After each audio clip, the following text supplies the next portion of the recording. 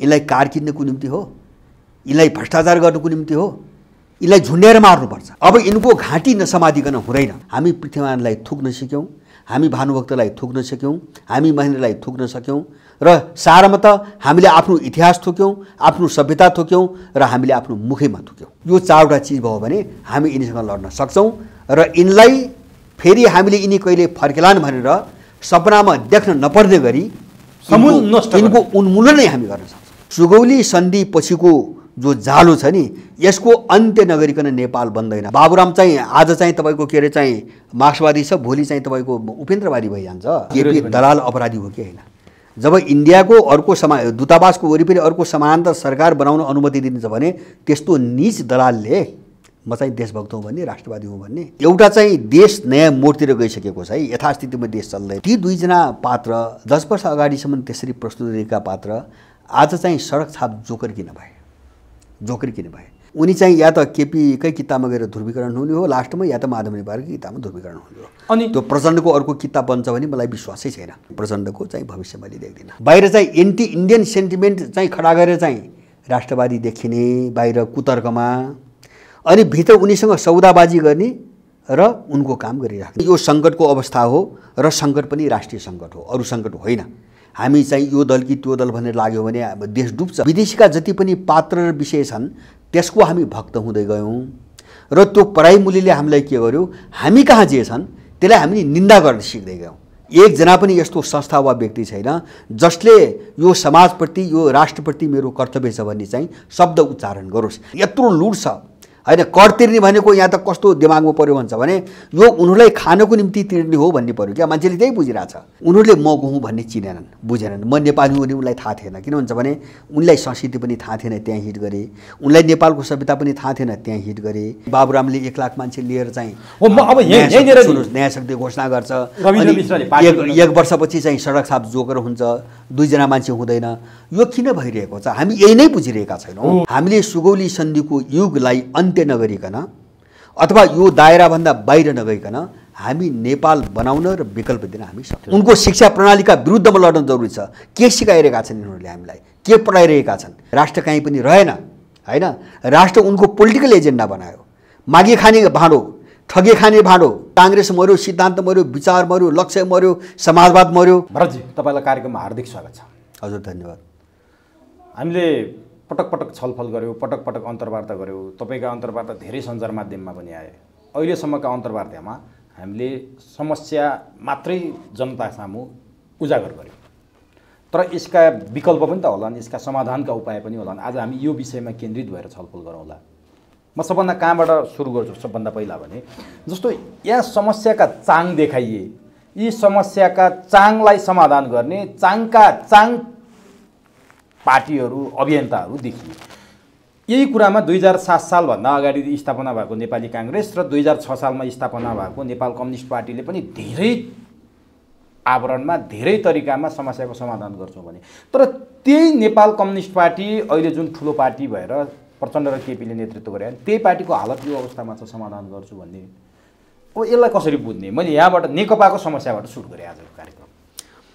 अब यसलाई यो एउटा एकदमै जटिल प्रश्न हो। जस्तो म पनि लागेको यो 5-7 वर्षदेखि निरन्तर लागेको एउटा प्रश्न के हो भन्छ भने हामीले जो यथास्थितिमा समाधान भन्दै आयो नि, कहिले पार्टीलाई समाधान देखायौँ, कहिले व्यक्तिलाई समाधान देखायौँ, कहिले कुनै दलले बोकेका विचारलाई समाधान देखायौँ, तर समाधान कहीँ पनि निस्केन होइन, कतैबाट पनि देखिएन।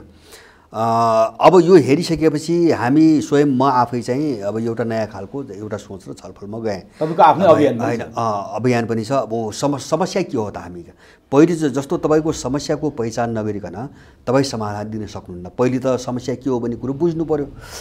अब त्यो चाहिँ कोर्समा चाहिँ त्यो पाटोमा जानुभन्दा पहिले म पहिले यसलाई कसरी बुझ्ने, त्यो समाधानलाई पनि कुन स्तरबाट बुझ्ने, कति गम्भीरतापूर्वक बुझ्ने भन्ने कुरामा लग्नको निम्ति मैले अहिलेको परिस्थितिका 3वटा मुख्य विशेषताहरू, मैले आफूले बुझेका विशेषताहरू म चाहिँ भन्न चाहन्छु। जस्तो पहिले अहिलेको परिस्थिति के हो भन्छ भने मेरो आफ्नो भाषामा यो असामान्य परिस्थिति हो।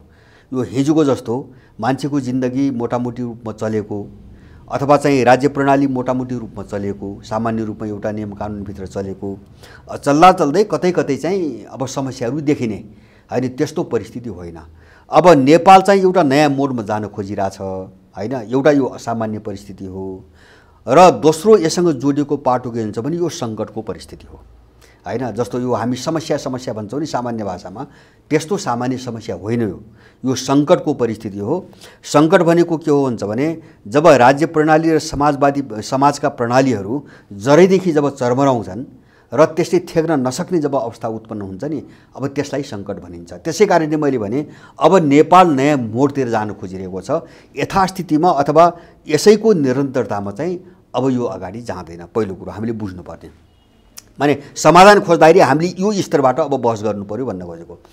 दोस्रो, अब यो सङ्कट कस्तो हो त भन्छ भने यो सङ्कट राजनीतिक सङ्कट होइन, यो सङ्कट राष्ट्रिय सङ्कट हो होइन। राष्ट्रिय सङ्कट भन्नाले के भन्छ भने अब राष्ट्र भनेपछि त्यसभित्र राजनीति पनि आयो, सभ्यता र संस्कृति पनि आयो, अब त्यसपछि अर्थतन्त्र पनि आयो होइन।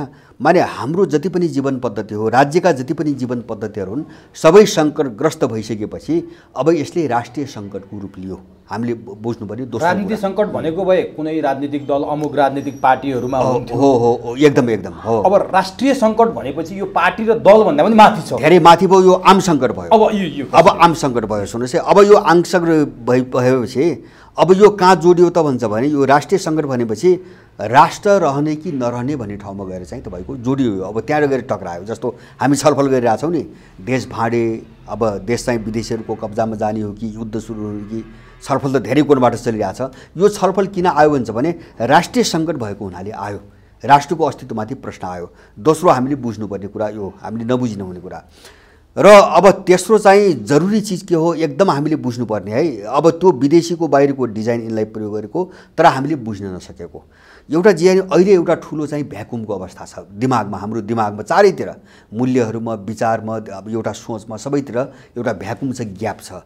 अब त्यो कस्तो ग्याप हो त भन्छ भने यिनीहरूले माओवादी युद्धदेखि लिएर 62-63 सालसम्म आउँदाखेरि हामीसँग हिजो जे थिए, हाम्रा सोचहरू, हाम्रा चिन्तनहरू, हाम्रा विचारहरू, मूल्यहरू हैन, अथवा आचरणहरू, संस्कारदेखि त्यो सबैलाई यिनले प्रतिगामी भन्न सिकाए हैन, त्यो एउटा डिजाइनमा। र हामी चाहिँ अग्रगामी बाटोमा जानुपर्छ भन्न भने मान्छेले बुझेन, हामीले बुझेनौँ, हामी लाग्यौँ र भएका चिज हामी सबै ध्वस्त गऱ्यौँ। यिनको पछि लागेर हामी सबै ध्वस्त गऱ्यौँ। तर सुनिश्चित रूपमा विदेशीले के गर्यो भन्छ भने नयाँ बन्न दिएन। सुन्नुहोस् है, त्यहाँ त नयाँ बन्न दिने ध्वस्त भयो, प्रेरित गर्यो हो, नयाँ बन्न सकेन। जस्तो अहिले हामी विकल्प भन्छौँ नि, विकल्प त छैन केही पनि हैन, सामान्यत हेर्दाखेरि केही पनि विकल्प छैन। त्यसकारणले पुरानोको चाहिँ विसर्जन भयो हैन, नयाँ बन्न सकेन। अनि एउटा ग्यापिक एउटा के अरे चाहिँ खाली ठाउँ, भ्याकुम क्रिएट भयो हैन।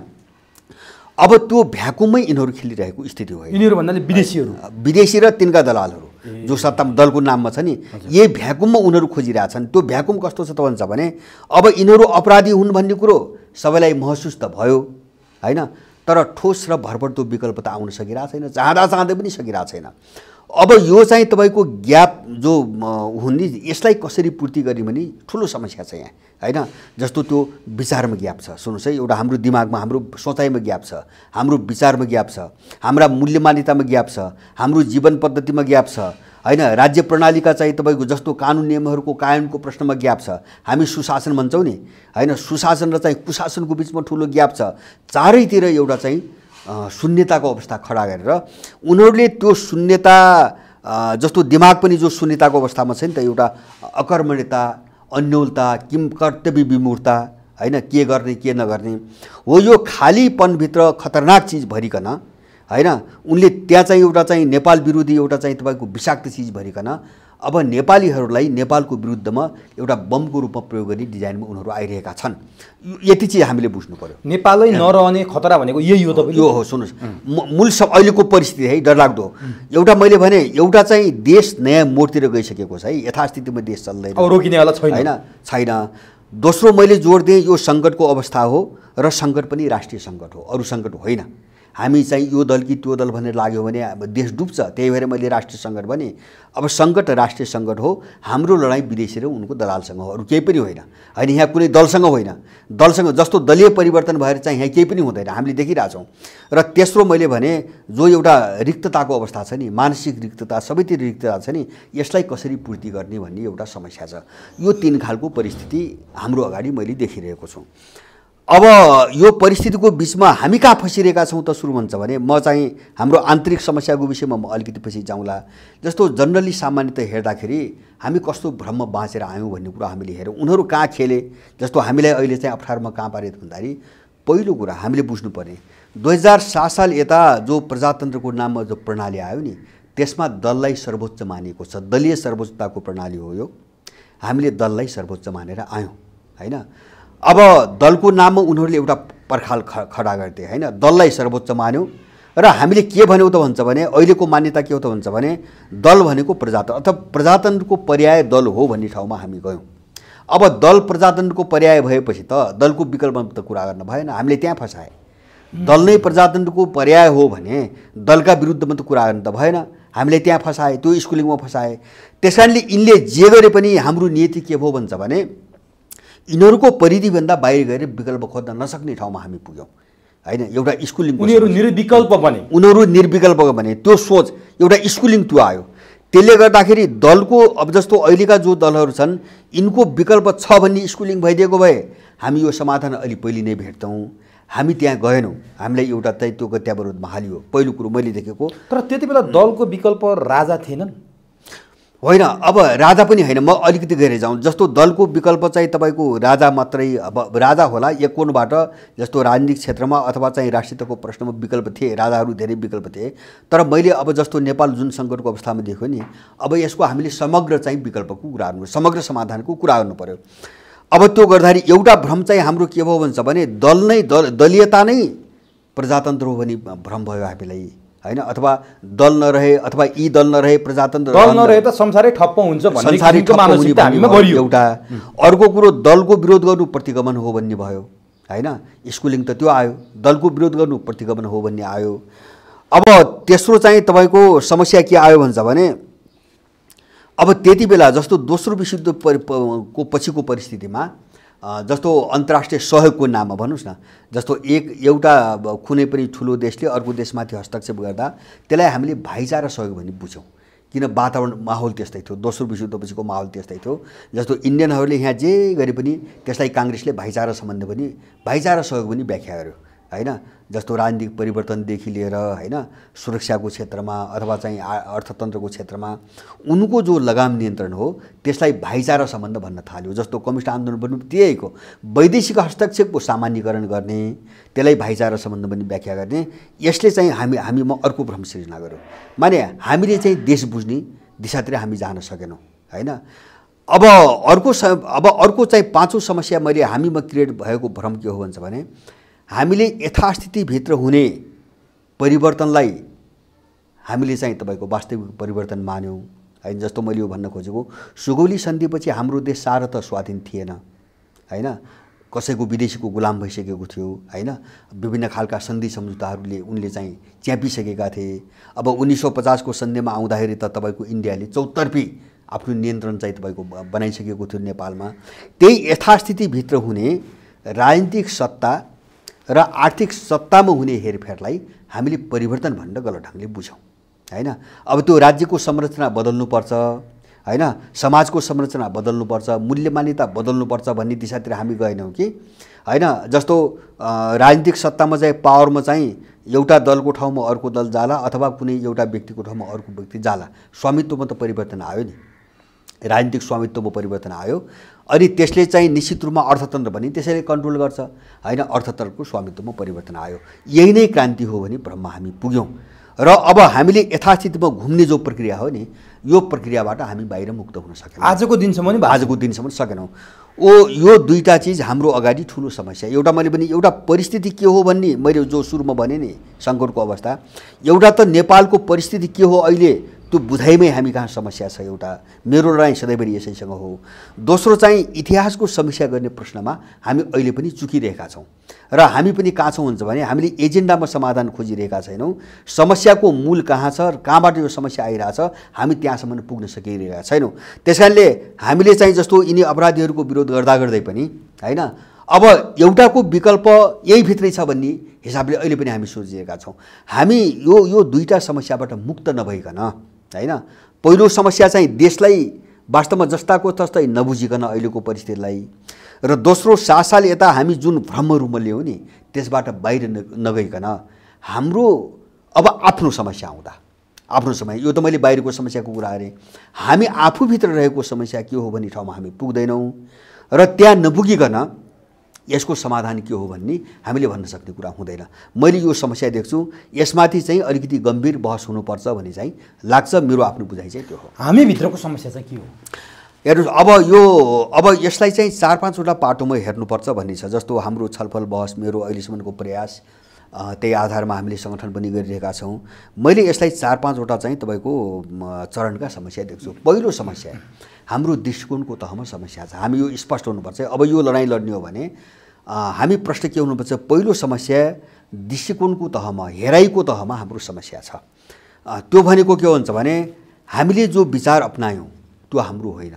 पहिलो हामीले त्यो प्रश्न हुनुपर्छ, त्यो विचार हाम्रो होइन, त्यो बाहिर निर्मित भइकन बाहिरका समाजहरूको सापेक्षतामा उनले विकास गरेका चिजहरूलाई हामीले कपी गरेर लिइरहेका छौँ। हाम्रो थट गलत छ।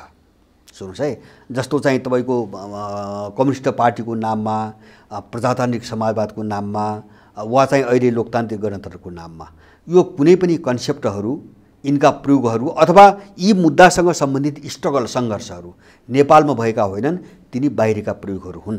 हामीले त्यो बाहिरको चिजलाई हामीले यहाँ कपी गरेर ल्यायौँ। पहिलो समस्या है। हाम्रो हावापानीले त्यसलाई एडजस्ट गर्न सकेन। एडजस्ट हुने कुरै भएन। जबकि त्यो विकासै अन्त भएको हो भने होइन। जस्तो संसदीय प्रजातन्त्र त बेलायतमा राजा र संसदको बिचको लडाइँको चाहिँ उपज न हो।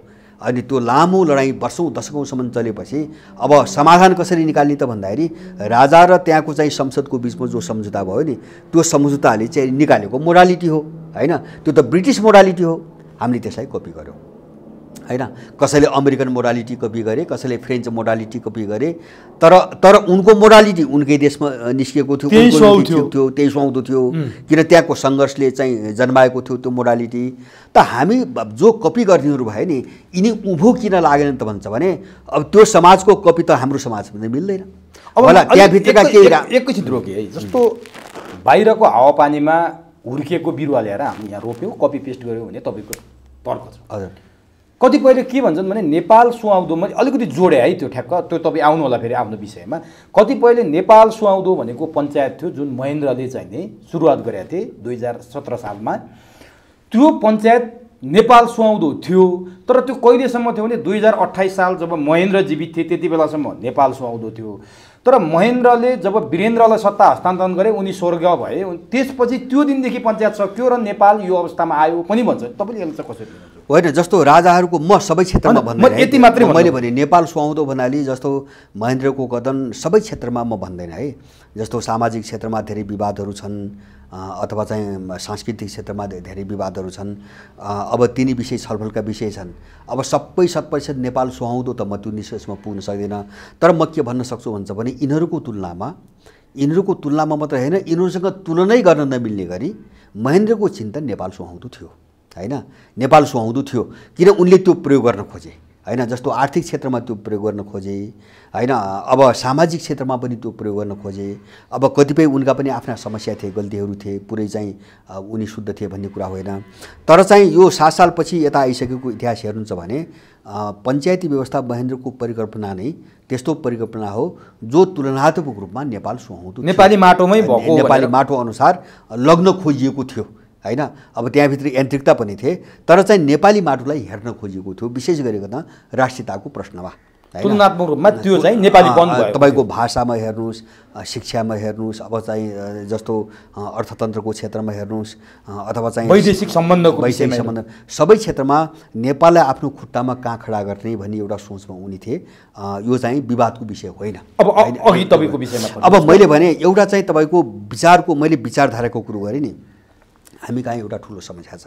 ठिक छ, हामीले चाहिँ अमेरिका, युरोपमा अथवा चाहिँ रुसमा, चिनमा भएका राम्रा चिजहरूलाई आत्मसात गर्न सक्छौँ, तर त्यो हाम्रो परिस्थितिमा अपडेट गरिकन हाम्रो सापेक्षतामा अनुकूल बनाइकन र मूलत नेपाल के हो भन्ने कुरालाई मियोमा राखिकन त्यो चिजहरूलाई मिलाउन सकिन्थ्यो, होइन, नेपालीकरण गरेर लान सकिन्थ्यो।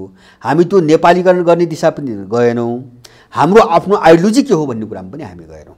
सबै आयातित भयो। पहिलो समस्या यो दृष्टिकोणभित्रको पहिलो समस्याको कुरा गर्दैछौँ। अनि यो विचारले आयातित विचारले के गर्यो, दुईटा समस्या खडा गरिदियो। एउटा समस्या हामीमा जति पनि मूल्य मान्यताहरू विकास भए तिनी सबै त्यही विचारमाथि आधारित भए, होइन, अनि ती मूल्यहरू पनि सबै आयातित भए। किन त्यही आयातित विचारमाथि विकास भएका मूल्यहरू त आयातित हुन्छन्। अब त्यो आयातितपनाले हामी कहाँ के गरिदियो भन्छ भने हामीमा पढाइ स्कुलिङ निर्माण गरिदिएको। सुन्नुहोस् है, हामी चाहिँ विदेशीका जति पनि पात्र र विषय छन् त्यसको हामी भक्त हुँदै गयौँ र त्यो पढाइ मूल्यले हामीलाई के गर्यो, हामी कहाँ जे छन् त्यसलाई हामी निन्दा गर्न सिक्दै गयौँ, होइन। जस्तो हामी भानुभक्त भन्दा शेक्सपियरको गीत गाउनुको निम्ति गीत गाउँदा हामीले आफू गर्व लाग्न थाल्यो, होइन। यहाँका यत्रो प्रजातन्त्रका अभ्यास छन्। गौतम बुद्धको जनपददेखि लिएर शाक्य वंशको जनपददेखि लिएर पृथ्वीनारायण शाहका पालासम्मका यस्ता सुन्दर अभ्यासहरू छन्।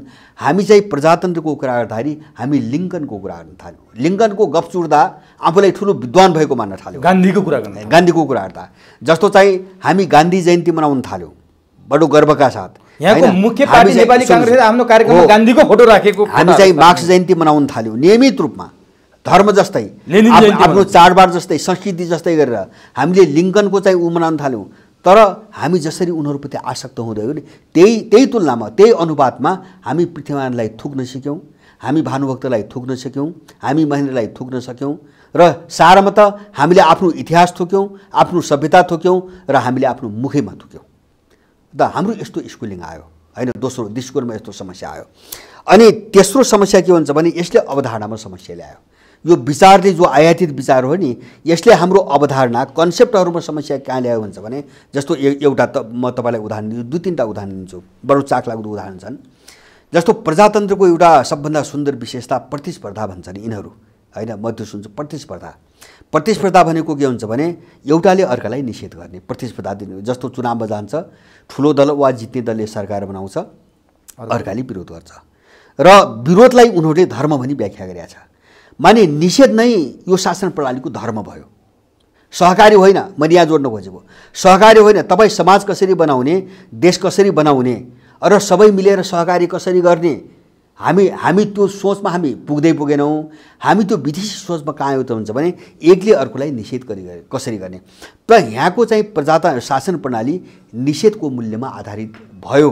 हामी त्यसरी गयौँ र यो निषेधले के गर्यो, जहिले पनि विध्वंस गर्यो, होइन। किन भन्छ भने प्रतिपक्षको धर्म विरोध हो भन्छ नि। जस्तो अस्ति पनि काङ्ग्रेसले भनिरहेछ प्रतिपक्षको धर्म विरोधलाई उनले धर्म बनाइरहेछन्। यो शासन प्रणालीमा विरोधलाई निषेधलाई धर्म बनाएका छन्।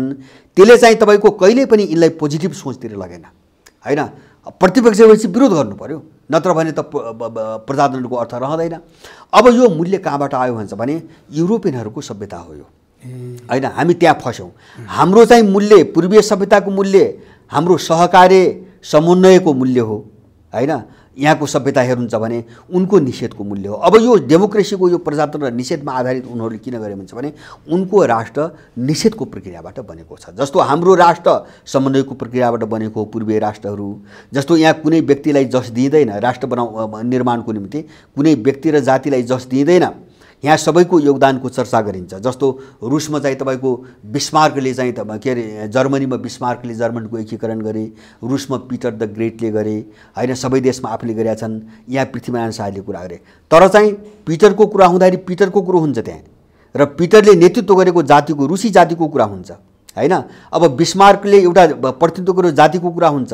त हामी कहाँ पृथ्वीनारायणको कुरा हुँदाखेरि विशेनगरजीको कुरा पनि हुन्छ, अमरसिंह भक्ति थापाको कुरा पनि हुन्छ, झागल गुरुङको कुरा पनि हुन्छ, होइन। अब त्यस बेलाका राई लिम्बूहरू छन् अथवा मधेसी सबैको चर्चा हुन्छ त्यहाँ हुन्छ। यो हाम्रो पूर्वीय दर्शन। अब त्यो मैले यो प्रजातन्त्रको नाममा यो निषेधको प्रणाली हामी कहाँ किन आयो त भन्छ भने उनीहरूले चाहिँ जाति निषेधको चाहिँ तपाईँको लडाइँबाट राष्ट्र निर्माण गरेका हुन्, होइन। जस्तो जातीय सत्ता थिए, युरोपमा जातीय सत्ता थिए। एउटा जातिको विरुद्धमा जसले विद्रोह गर्न सफल भयो त्यो जातिले सत्ता कब्जा गर्यो र आफ्नो जातीय आइडेन्टिटीबाट राष्ट्र बनायो। जस्तो चाहिँ रुस भन्छौँ नि, रुसी जातिको नामबाट रुस छ, हैन। जर्मन जातिको नामबाट जर्मनी बनेको छ, फ्रेन्चहरूको नामबाट फ्रान्स बनेको छ, सर्बियालीहरूबाट चाहिँ नामबाट सर्ब बनेको छ।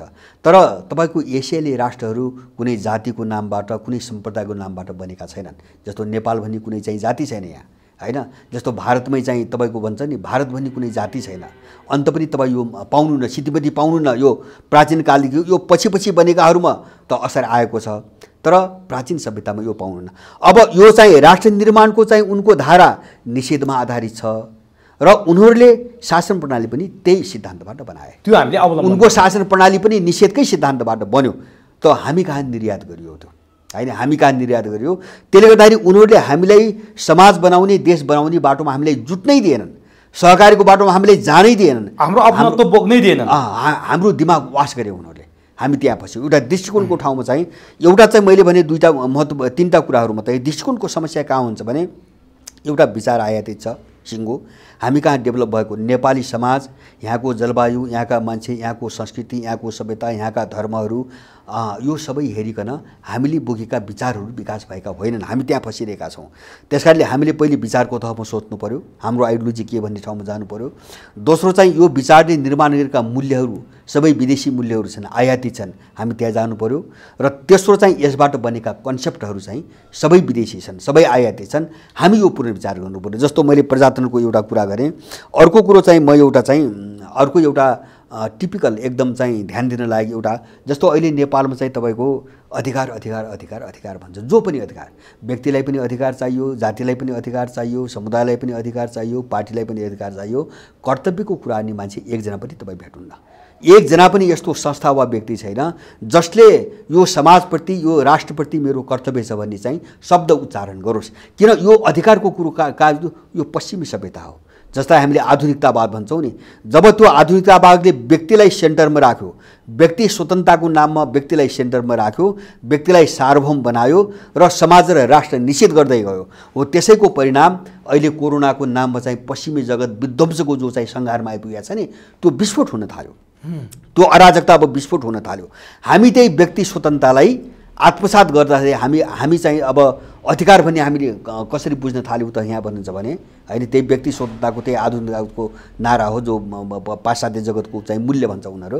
अब कर्तव्य मेरो केही पनि छैन, म समाजमा बसेको मान्छे हुँ, म बाहेक त यहाँ त लाखौँ मान्छे छन् नि, हैन। उनको अधिकार के हो त्यो पनि मलाई मतलब छैन, मैले समाजमा गर्नुपर्ने कर्तव्य के हो, ड्युटी के हो त्यो पनि मलाई मतलब छैन, मलाई अधिकार छ।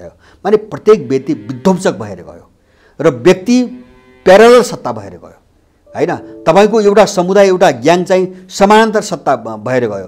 अनि चाहिँ तपाईँको यस्तो त सयौँ चिज छन्, यहाँ संस्था सय छन्, व्यक्ति लाखौँ छ। अब सबैलाई सेन्टर बनाइदिएपछि, सबैले एकलाई अर्कालाई नमान्ने समानान्तर सत्ता भएपछि राष्ट्र विघटन भयो कि भएन? अब समाज विघटन भयो कि भएन? हामी त्यहाँ फस्यौँ। त्यहाँ यो कन्सेप्टको कुरा आएर मैले अवधारणा मूल्य कस्तो पुगिरहेछौँ। म तेस्रो अर्को एउटा राम्रो उदाहरण दिन्छु। जस्तो अहिले चाहिँ तपाईँको मूल्य, जस्तो मान्छेले यत्रो कर, अहिले 13 छ, अहिले यो लकडाउनमा कर बढाइरहेछ, मान्छेलाई थाहा छैन। कर चाहिँ 13 छ सबै नागरिकलाई, होइन। अब एउटा जिल्लामा तिर्नुपर्ने कर, अनि चाहिँ तपाईँको नगर अथवा गाउँपालिका स्तरमा तिर्नुपर्ने कर, अनि तल चाहिँ वडा स्तरमा तिर्नु कर, होइन। एउटा सामान्य कारोबार गर्ने मान्छेले 3 ठाउँ कर तिरिरहेको छ, तर मान्छेलाई केही गर्न सकिरहेको छैन। यत्रो लुट छ, होइन। कर तिर्ने भनेको यहाँ त कस्तो दिमागमा पर्यो भन्छ भने यो उनीहरूलाई खानको निम्ति तिर्ने हो भन्ने पर्यो क्या, मान्छेले त्यही बुझिरहेछ। अनि त्यो कन्सेप्ट कहाँ आयो भन्छ भने त्यो विदेशी कन्सेप्ट हो। लुट्ने, जनताले तिरेको कर लुट्ने, त्यो त चाहिँ तपाईँको यो माफिया अर्थतन्त्रको कन्सेप्ट हो। हामी त्यो कन्सेप्ट, मैले अवधारणाको कुरा गर्दैछु, कर दुईवटा चिजको निम्ति तिरिन्छ, होइन। हामी यो सिद्धान्त जनतालाई बुझाउन सकेनौँ। पहिलो कुरो त राज्यबाट पाउनुपर्ने सुविधाहरू नागरिकले पाउनुपर्छ, राज्यले दिने सुविधाहरू त्यो नागरिकले पाउनुपर्छ, र कर तिरे बापत राज्यले नागरिकको सुरक्षा गर्नुपर्छ। यो दुईवटा कुराको निम्ति कर तिरिन्छ, तर कहाँ गरेको छ? अब हाम्रो कस्तो बुझाइ कस्तो हुन्छ भने कर तिर्ने भनेको यिनलाई लुट्नको निम्ति, गाडी तिर्नको निम्ति, यिनका चाहिँ परिवार पाल्नको निम्ति, यिनलाई जागिर दिनको निम्ति, अथवा चाहिँ ब्रह्मलुट मचाउनुको निम्ति हामीले कर तिर्ने भन्ने बुझिरहेछ मान्छेले। अब यो कन्सेप्टको कुरा गरेको मैले, यस्तो घातक कन्सेप्ट बोकेर हामी बसिरहेका छौँ। यो कन्सेप्ट पनि आयातित कन्सेप्ट हो, यो आयातित कन्सेप्ट हो, होइन। अहिलेको नवोदारवादी कन्सेप्ट हो। अहिले जो बजार अर्थतन्त्र भन्छ नि, जो पश्चिमाहरूले यहाँ लादे नि हो, त्यो कन्सेप्ट हो। यो यिनले चाहिँ तपाईँको जस्तो कमिसनखोरी घुसखोरी अथवा चाहिँ तपाईँको यो लुटलाई यो सुविधा भन्छ नि उनीहरू होइन, भिआइपी भिभिआइपी भन्छन् हामी सुन्छौँ नि, यिनलाई सुविधा। एकचोटि राष्ट्र भयो भने त्यो बाँच्दासम्म चाहिँ तपाईँको जनताको कर लुटेर खाइरहेछ यहाँ होइन। भने यो कन्सेप्ट त उनको कन्सेप्ट हो, लुटेराहरूको कन्सेप्ट हो। त यो कन्सेप्ट बदल्न सकेनौँ भने अब हामी यो पनि नेपाल विघटनको खतरा, नेपाल विघटनको खतरा। माने एउटा चाहिँ दृष्टिकोणको तहमा समस्या, पहिलो समस्या मैले। तर मान्छेहरू यो चुरो कुरो यो जरासम्म गएर कसैले सोचेन क्या यो हो, सोच हामी त्यही फसिरहेका छौँ। मैले यो बहस कसरी चलाउने, जस्तो मैले भन्छु नि, मैले अब एउटा विकल्प मैले बारम्बार जो भन्छु नि, मैले धेरै चिजहरूमाथि बहस गरेर त्यो भनेको होइन। मैले एउटा चाहिँ म यो सक्छु, एउटा मैले दृष्टिकोणको तहमा मैले 3टा समस्या भने, विचारको समस्या, मूल्यको समस्या र अवधारणाहरूको समस्या। अब दोस्रो समस्या कहाँ छ भन्छ भने हाम्रो जीवन पद्धतिमा समस्या। विचारमा मात्रै क्लियर भएर हुँदैन। अहिले हामी जो छौँ हामी नेपाली छैनौँ, कहीँ पनि नेपाली छैनौँ है। उनीहरूले कसरी मार्दै, जस्तो राष्ट्र मार्नको निम्ति, समाज मार्नको निम्ति त्यो विदेशीले के गर्छ भन्छ भने पहिले व्यक्ति मार्छ। त्यो व्यक्ति मार्ने भने के हुन्छ भने उसको संस्कार र इतिहास मार्छ पहिले।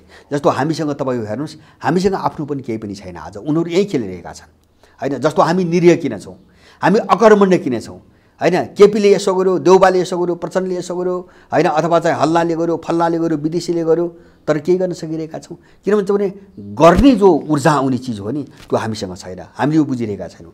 जस्तो हामी खानपानमा विदेशी भइसक्यौँ, हामी बोली भाषामा हामी विदेशी भइसक्यौँ, लवाई खाउमा हामी विदेशी, धर्म संस्कृति विदेशी हुँदा हामी कहाँ आयौँ त भन्छ भने सुन्नुहोस् है, यो यति खतरनाक र डरलाग्दो चाहिँ समस्या आयो। हामी कहाँ कस्तो संस्कार आयो भन्छ भने जस्तो बर्थडे भन्छ अहिलेको चाहिँ पुस्ताले, यो बोर्डिङको शिक्षाले कसरी समाप्त पार्दियो हाम्रो जेनेरेसनलाई।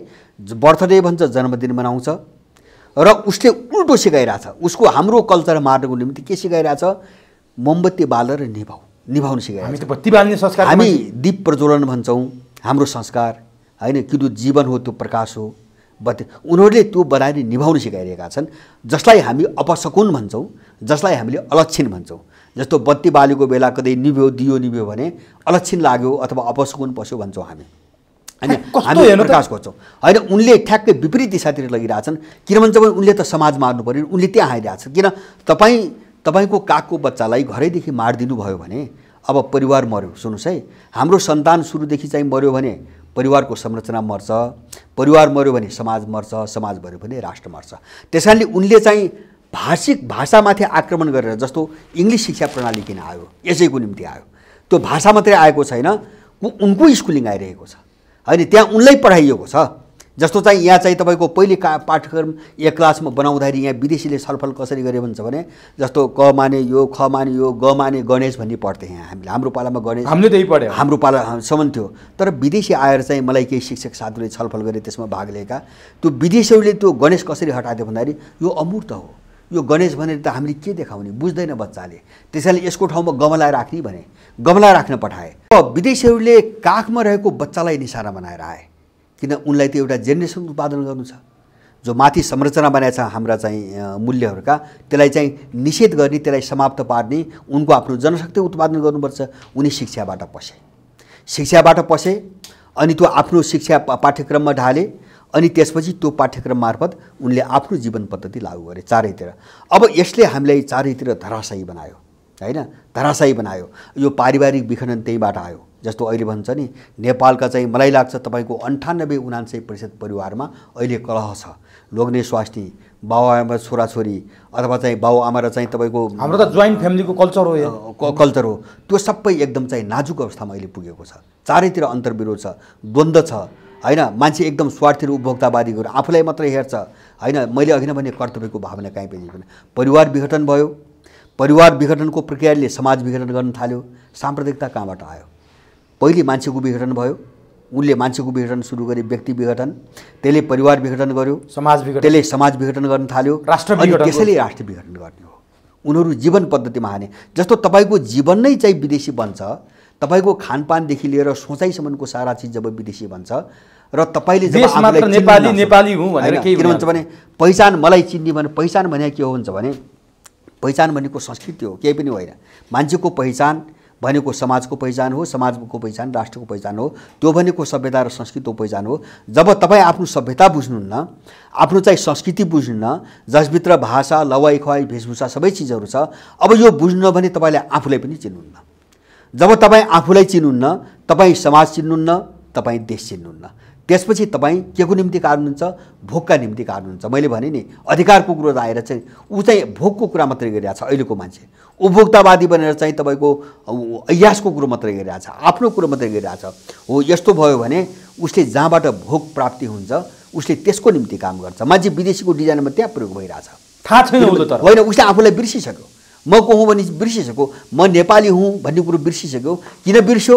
उसले आफ्नो जीवन पद्धति छोड्यो, संस्कार संस्कृति छोड्यो, उसले आफ्नो आइडियोलोजी छोड्यो, विचार छोड्यो, उसले आफ्नो अवधारणाहरू छोड्यो। सबै चिज छोडिसकेपछि र तपाईँ म को हुँ भन्ने नै चिन्ने अवस्थामा नरहेपछि त तपाईँको त उपभोगको निम्ति, स्वार्थको निम्ति जसको हातमा पनि खेल्नुहुन्छ। तर दलहरूको समस्या त्यही हो। तर एउटा कुरा मैले यहाँ जान्न खोजेँ, जस्तो उनीहरूका संस्कारको कुरा भयो नि, उनीहरूको संस्कार सबै बोक्यौँ, हाम्रो संस्कार सबै बिर्स्यौँ, आज आफै नेपाली भएको हामीले बिर्सिन थाल्यौँ भनेर तपाईँले भनिरहनु भयो नि। जस्तो उनीहरू बर्थडेमा बत्ती निभाउँछन्, हामी त दीप प्रज्वलन गर्ने संस्कारको मान्छे भन्नुभयो नि। हामीले हाम्रो संस्कार किन प्रचार प्रसार गर्न सकेनौँ? हाम्रो संस्कार किन उनीहरूलाई अङ्गालो भन्न सकेनौँ? र उनीहरूकै संस्कार मात्रै हामीले अङ्गालो पर्ने बाध्यता किन आइलाग्यो? हाम्रो दर्शन किन उनीहरूलाई हामीले दिन सकेनौँ? पहिलो कुरो उनले राज्यलाई प्रयोग गरेर राज्य कब्जा गरे। सुन्नुहोस् है, उहाँ त्यहाँबाट मैले भने नि पहिलो यो समस्या शिक्षा प्रणालीबाट आएको छ। 28 सालमा नयाँ शिक्षा प्रणाली, मेकाले शिक्षा प्रणाली सुरु भयो। अब त्यसलाई बिस्तारै चरणबद्ध रूपमा ल्याएर चाहिँ अहिले त्यो शिक्षा पाठ्यक्रम के हुन्छ भने नेपालको विषयमा केही पनि पढाइ हुँदैन।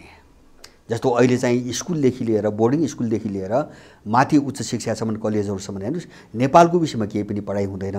विषयवस्तु बाहिरको छ, पात्रहरू विदेशी छन्, मूल्यहरू सबै विदेशी छन्। जस्तो म्यानेजमेन्टमा के पढाइन्छ अहिले, जस्तो कमर्सको चुरो सिद्धान्त के छ भन्छ भने तपाईँ 100 रुपियाँ लगानी गरिकन 1000 रुपियाँ कसरी कमाउने भने त्यो अपराध सिकाइरहेछ क्या, पढाइरहेछ। जस्तो अहिले म्यानेजमेन्टको एउटा चाहिँ सबभन्दा ठुलो चाहिँ समस्या के हो भन्छ भने यो जो जेनेरेसन उत्पादन भइरहेछ नि, 100 रुपियाँ लगानी गरिकन तपाईँले 1000 रुपियाँ कसरी कमाउने भन्ने कुरो म्यानेजमेन्टमा पढाउँछ। भनेपछि 100 रुपियाँ लगानी गरेर 1000 रुपियाँ कमाउने तपाईँ त अपराधी बन्नु पर्यो, होइन? नत्र 900 नाफा त कहीँबाट पनि आउँदैन। माने दुनियाँलाई कसरी तपाईँ मार्नको निम्ति सक्षम हुने कोर्स त्यस्तो छ, होइन? सबैतिर मैले एउटा म्यानेजमेन्टको कुरा गरेँ, यी सब आयातित कोर्स, सबै आयातित, होइन? किनभने उनीहरूले त नेपाली समाज विध्वंस गर्न खोजिरहेछन्। किन यस्तो जेनेरेसन उत्पादन गरेर, यस्तो जनशक्ति उत्पादन गरेर उनले त नेपाल सिद्ध्याउन खोजिरहेछन्। नेपाल सिद्ध्याइसकेपछि उनले कन्ट्रोल गर्ने जब वातावरण बन्छ नि, त्यसका पछाडि उनका धेरै मिसन छन्, आफ्ना धेरै रणनीति छन्, है? पहिले त नेपाल त सिद्ध्याउनु पर्यो। त्यस कारणले अब जस्तो तपाईँको व्यवस्थापनको शिक्षा हेर्नुहोस् त्यही छ, मानविकी हेर्नुहोस् तपाईँको त्यही छ, होइन? अथवा चाहिँ तपाईँको चाहिँ अरू क्षेत्रतिर हेर्नुहोस् त्यही छ। अब यो कहाँ गरे त भन्छ भने पहिलो कुरो पाठ्यक्रम र दोस्रो कुरो पछिल्लो कालमा आएर भाषा, अङ्ग्रेजीमा पढाइ हुन थाल्यो। र हाम्रो दिमाग कस्तो बनाइदियो भन्छ भने अङ्ग्रेजीमा छोराछोरी बोल्न सक्ने भनेको विद्वान बन्ने हो भनेर, माने उनको अनुसरण गर्नु नै विद्वता हो, उनको भाषा पढ्नु नै विद्वता हो भने हामीले आफ्नो ज्ञानको पर्याय, विद्वताको पर्याय हामीले विदेशको भाषालाई बनाउन थाल्यो। त्यो मात्रै होइन, अर्को डरलाग्दो कुरा के भने जस्तो युरोप अमेरिका जानु हाम्रो गर्व भयो के, हाम्रा छोराछोरी त्यहाँ पठाउनु भनेको आज समाजमा गर्व छ। मैले त्यही नेपालमा बस्ने छोराछोरीका बाबुआमा पीडित भएर बस्नुपर्ने अवस्था एक्ज्याक्टली समस्या कहाँबाट हामी त्यो बुझौँ। मैले भने नि पहिलो कुरो 28 सालपछिको पश्चिमा शिक्षा प्रणाली, ब्रिटिस शिक्षा प्रणाली, दोस्रो त्यसमा चाहिँ तपाईँको के हुन्छ भने अङ्ग्रेजी भाषा, यो दुवै चिजले पाठ्यक्रम उनीहरूको यो दुवै चिजले त नेपाली त सिद्ध्यायो भने तपाईँको विदेशको जो कुरो आउने। मैले चाहिँ धेरै पटक भनेको छु यो कुरा। अब चाहिँ मान्छे चाहिँ तब 10 क्लासमा प्रवेश गर्छ नि, अनि उसको मुखमा चाहिँ तपाईँको के हुन्छ अमेरिका, अस्ट्रेलिया र युरोपको कुरा हुन्छ। उसले अरू केही पनि देख्दैन। अहिलेको जेनेरेसनले त्यो बनाइएको छ शिक्षा। किन अमेरिका पढाइन्छ नि त्यहाँ पाठ्यक्रममा, अमेरिकन थट पढाइन्छ, युरोपियन थट पढाइन्छ, होइन? उहाँका चाहिँ फिलोसोफरको कुरा पढाइन्छ। कसले चाहिँ हाम्रो पूर्वको पढाउँछ, कसले नेपालको पढाउँछ? त्यो दर्शन हामीसँग छैन, त्यो शिक्षा हामीसँग छैन। तर उनले मारे, दबाए, होइन? राज्यलाई प्रयोग गरेर, दलाललाई प्रयोग गरेर त्यो ध्वंस गरे। त्यस कारणले मैले भने नि तपाईँको दिमागमा अब जस्तो तपाईँ मेरो संस्कृति के हो पनि थाहा छैन, मेरो सभ्यता पनि के हो थाहा छैन, त्यो थाहा नभएपछि म को हुँ भन्ने पनि थाहा छैन, त्यो थाहा नभएपछि समाज पनि थाहा छैन, देश पनि थाहा छैन। अब अहिलेको जेनेरेसनमा समस्या सबै विदेशी भएपछि उसको दिमागमा एउटा चिज बाँकी रहन्छ, होइन? 12-10 मिनट खानु त पर्यो नि, बस्दासम्म खानु त पर्यो, बाँच्नुलाई त खानु पर्यो। खानुको निम्ति भोगविलास गर्नुको निम्ति पैसा चाहिन्छ। पैसा युरोपमा छ, अमेरिकामा छ। त्यस कारणले ऊ युरोप अमेरिका भन्छ अहिलेको मान्छे। ऊ देश भन्दैन, समाज भन्दैन। किन भन्छ भने उसलाई पैसा मात्रै सिकाइएको छ, उसलाई लुट्न मात्रै सिकाइएको छ, उसलाई अपराध गरे भए पनि धनी बन्न, सुखी जिन्दगी बिजाउ पनि शिक्षाले त्यही सिकाएको छ। त्यस कारण उसले पैसा बुझ्छ, पैसा भन्दा उसले केही पनि बुझ्दैन। तर यसरी बोल्ने मान्छेलाई पक्षगामी भनिन्छ के, प्रतिगामी, पक्षगामी, रूढिवादी, पाखे त्यस्तो शब्द प्रयोग हो। आयो डिजाइन। अलिकति म पछाडि जाउँला। दोस्रो चाहिँ हाम्रो जीवन पद्धतिको समस्या। मैले पहिलो कुरो दृष्टिकोणको समस्या, विचारको समस्या। दोस्रो मैले जीवन पद्धतिको समस्या कुरा। तेस्रो समस्या मैले भन्छु एप्रोचको समस्या, हैन।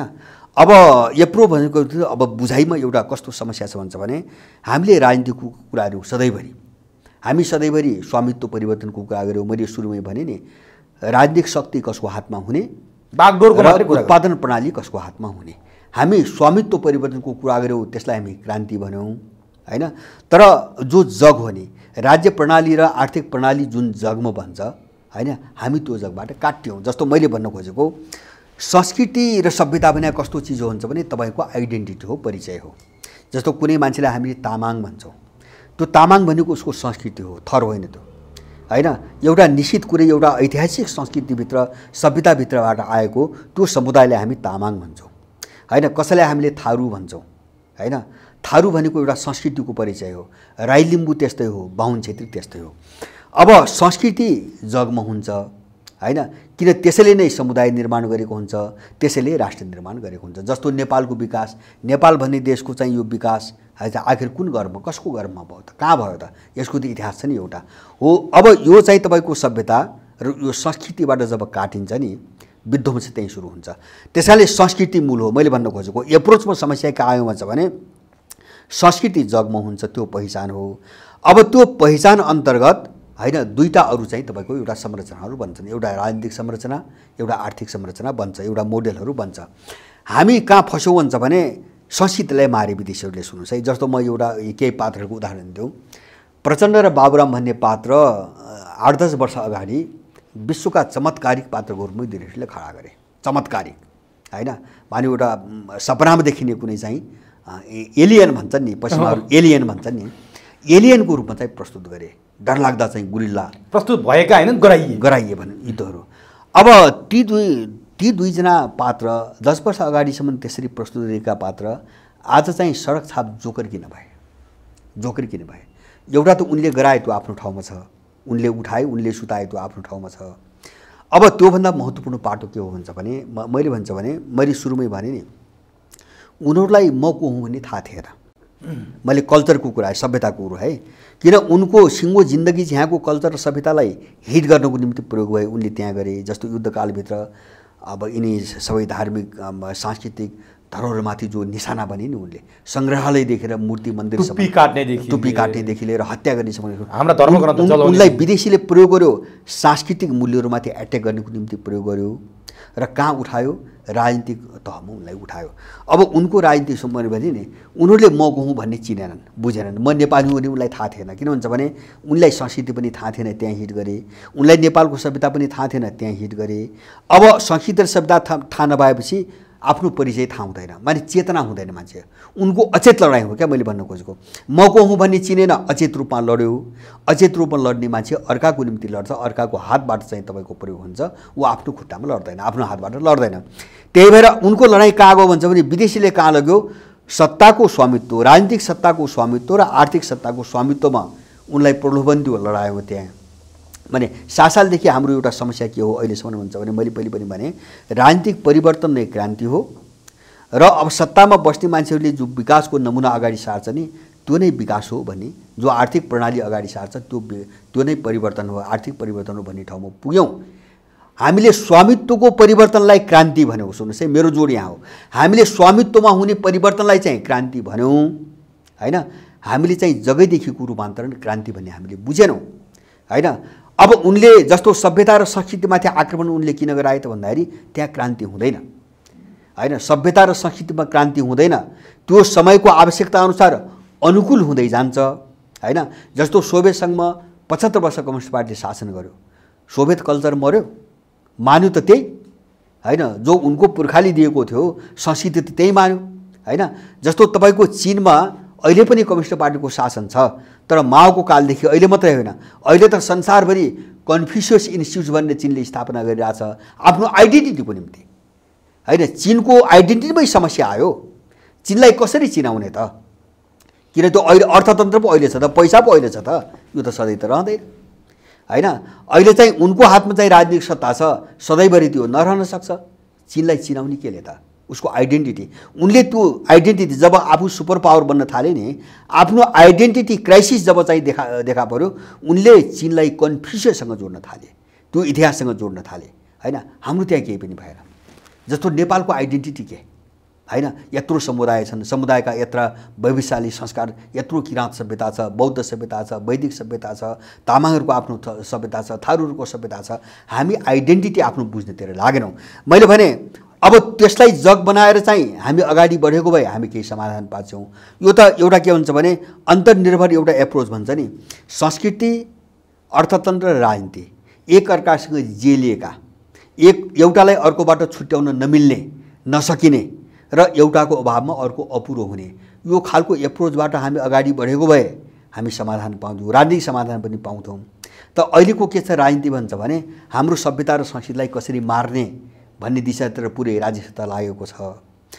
अनि त्यही भएर के हुन्छ भन्छ भने सबै पात्रहरू अपराधी देखिन्छन्। सुन्नुहोस् है, यिनी अपराधी देखिनुको कारण मैले अघि नै पनि भने, पहिलो कुरो त म को हुँ भने यिनले चिनेकै छैनन्, आफू नचिने यिनले देशै चिन्दैनन् हैन। त्यहाँ त भोगविलासको कुरा मात्रै हुन्छ उनको दिमागमा। भोगविलासमा दुईटा फ्याक्टरले काम गर्छ, एउटा सत्ता हुनु पर्यो, दोस्रो चाहिँ पैसा हुनु पर्यो। अब त्यो राजनीति र अर्थसँग जोडिएको कुरो हो, त्यसलाई उनले क्रान्ति भनेर हामीलाई सिकाए, दिग्भ्रमित पारे। त्यसैले एप्रोचको एउटा चाहिँ हामीले समाधान कहाँ खोज्न सक्नुहुन्छ भने सभ्यता र संस्कृतिको पाटोलाई छोडेर हामी कहीँ पनि पुग्दैनौँ। यो हाम्रो जग हो हैन, यो हाम्रो टेक्ने जमिन हो र बाँकी दुईटा चिज चाहिँ त्यसैमाथि निर्माण भएका चिज हुन् भन्ने चिज हामी जबसम्म बुझ्दैनौँ, समस्या यहाँ हामी यो लडाइँ लड्दैनौँ। त्यस कारण मेरो भनाइ संस्कृति र सभ्यता परिचय हो, त्यो हाम्रो जग हो हैन। अब राजनीति के हो हुन्छ भने कमान्ड हो, माथि सबभन्दा माथि टाउकोमा बस्ने कमान्ड हो, त्यो लिडरसिप हो। अब अर्थतन्त्र पेरिफेरी हो, त्यसलाई सपोर्ट गर्ने बेस। जस्तो थपक्क समाज चाहिँ कुनै खाँबोलाई समातेर चारैतिर, जस्तो पिलर चाहिँ छड र गिट्टी हालेपछि हैन बाहिरबाट प्लास्टर गरिन्छ अथवा चाहिँ अरू चिज हालिन्छ र त्यसलाई सपोर्ट दिन्छ। जस्तो छडहरूको सपोर्टमा कङ्क्रिटहरू हाल्छ नि, अनि खम्बा भन्छ। त्यसपछि बल्ल एउटा खम्बा पिल्लर भन्छ, मुनि जग छ, जग अझ मजबुत बनाइएको छ। त्यस कारणले हामीले पिल्लरको संरचना कस्तो हुन्छ भन्ने कन्सेप्टमा हामी गएनौँ भने हामी सक्दैनौँ। संस्कृति र सभ्यतालाई हामीले आधार बनाउनुपर्छ, बेस बनाउनुपर्छ हैन। त्यसको लिडरसिप गर्ने, त्यो सिङ्गो संरचनाको लिडरसिप गर्ने राज्य सत्ता हुन्छ, राज्य प्रणाली हुन्छ र यो राज्य प्रणाली थाम्ने जो सपोर्ट हुन्छ नि, त्यो अर्थतन्त्र हो। त्योभन्दा माथि राजनीतिले चलाउँछ, राजनीतिले चलाउँछ, कमान्ड गर्छ। तर यहाँ त्यो केही पनि देखिन होइन, त्यो होइन, यो सोचमै छैन, एप्रोचै यो छैन। मैले भने हाम्रो सोचको समस्याको कुरा गर्दैछु क्या मैले दृष्टिकोणको एउटा समस्या, दोस्रो समस्या हाम्रो जीवन पद्धतिको, तेस्रो समस्या एप्रोचको। जस्तो यो समस्यालाई पनि कसरी बुझ्ने त? मैले भनेको होलिस्टिक एप्रोचमा हामीले बुझेनौँ भने हामीले समाधान भेट्दैनौँ। जस्तो तपाईँ यो सडकमा देख्नुहुन्छ नि, अभियान भन्यो, कसैले एउटा मुद्दा उठाछ, कसैले अनि 4 बजेपछि जाऊ फुट्छ, गाली गलोज गर्छ, मारामार गर्छ, काटाकार गर्छ, एउटाले अर्कोलाई स्वीकार गर्छ, अनि चाहिँ बाबुरामले 1 लाख मान्छे लिएर चाहिँ अब न्याय शक्ति घोषणा गर्छ, एक वर्षपछि चाहिँ सडक साफ जोकर हुन्छ, 2 जना मान्छे हुँदैन। यो किन भइरहेको छ? हामी यही नै बुझिरहेका छैनौँ। हो यही एउटा त उनको आफ्नो जो समस्या छ, म त्यो बाटोमा जान्दिनँ। उनी आफै प्रतिक्रियावादी हुन्, उनी आफै समाज विरोधी हुन्, आफै देश विरोधी हुन्, त्यो कारणले उनी अगाडि बढ्न सक्दैनन्। यो त छुट्टै बाटो भयो। त्यो मात्रै होइन, हाम्रो एप्रोचको समस्या छ। मैले भने नि एप्रोचको समस्या छ। के भन्छ भने तपाईँ राजनीतिक कुरा गरेर, स्टन्टबाजी गरेर दुनियाँलाई चाहिँ तपाईँको उग्रे चाहिँ यो मान्छे प्रयोग गर्न सक्ने स्थिति छैन। मैले सुरुमै भने नेपालको परिस्थिति असामान्य परिस्थिति हो। त्यसकारणले हिजो जुवामा च्याखे थाहा भयो जस्तो यहाँ चाहिँ पपुलिस्ट कुरा गरेर यहाँ दुनियाँ घुमाइहाल्छु हैन, मैले कुर्सी चाहिँ पट्काइहाल्छु भन्ने जो सोचबाट गएको छ नि, यो मान्छे कहिले पनि काम लाग्दैन। मेरो भनाइ चलिदेखि यही हो हैन। अब उनको समस्या कहाँ हो भन्छ भने उनीहरूले चाहिँ पहिलो कुरो एजेन्डा समग्रमा कुरा, उनले होलिस्टिक एप्रोचबाट कुरा गरिरहेका छन्। मैले भने सङ्कट हो भनेपछि त्यसको समग्र समाधान चाहियो, त्यसको चाहिँ के अरे सांस्कृतिक समाधान चाहियो, त्यसको राजनीतिक समाधान चाहियो, त्यसको आर्थिक समाधान चाहियो, विकासको समाधान चाहियो, मान्छेको जीवनको कुरा छ। बेरोजगारीको समस्या छ। अब यसलाई एउटा होलिस्टिक एप्रोचबाट कसरी चाहिँ समाधान निकाल्ने, एउटा प्याकेजमा कसरी समाधान दिने, एउटा त्यो सोच छैन उनीहरूसँग। दोस्रो उनको समस्या के हुन्छ भने उनले समाधान यथास्थितिभित्र खोजिरहेका छन्, जनतालाई बराल्न खोजिरहेका छन् हैन। जस्तो मैले भन्छु नि, यो सोचबाट होइन कि जस्तो चाहिँ नेपालको जो राज्य प्रणाली छ यही ठिक छ, अब जुन मोडालिटी शासन प्रणालीको छ यही नै प्रजातन्त्र हो हैन। साम्राज्यवादले जो लुटको एउटा मोडालिटी थोपरेको छ त्यही विकास हो हैन। एउटाले लुट अरूलाई मार यही नै विकास हो। यो सबै चिज बोकेर उनीहरूले विकल्पको कुरा गरिरहेका छन्। त्यसकारणले उनीहरू सफल हुँदैनन्। उनीहरू अन्योल छन्, दिग्भ्रमित छन्, बाटै छैन।